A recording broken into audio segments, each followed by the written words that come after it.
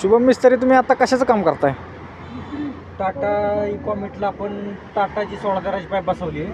हां, कुठली पाईप बसवली तुम्ही? बघा ही नोझल पाईप 4 नंबरची बसवली आहे. होय, आणि गाडीत काय प्रॉब्लेम आला होता? गाडीचं डिझेल लिकेज होतं, तर पूर्ण इंजिन भिजलेलं, हां त्यामुळे गाडी पिकअप नव्हती करत. हां, त्यामुळे आपण लेलंडला टाटाची पाईप बसून काम हां. क्लिअर केलेले आता. म्हणजे तुम्ही ती पाईप थोडक्यात अल्टर केली? अल्टर केली.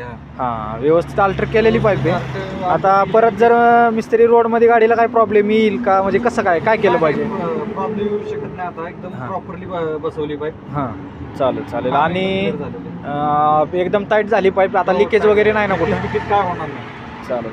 आणि जर समजा रस्त्यात कुठं डिझेल पाईप लिकेज झाली, तर तुम्ही गाडी जे चालवते ड्रायव्हर, त्यांना काय ॲडवाइस देतात की काय केलं पाहिजे, कशी गॅरेजपर्यंत गाडी आणली पाहिजे? गाडी थोडीशी पाईपला टेप लावून किंवा काहीतरी असं वेगळं काहीतरी लावून आहे ना, गाडी गॅरेजपर्यंत येऊ शकते. चालेल. थँक्यू मिस्त्री, तुम्ही सांगितल्याबद्दल.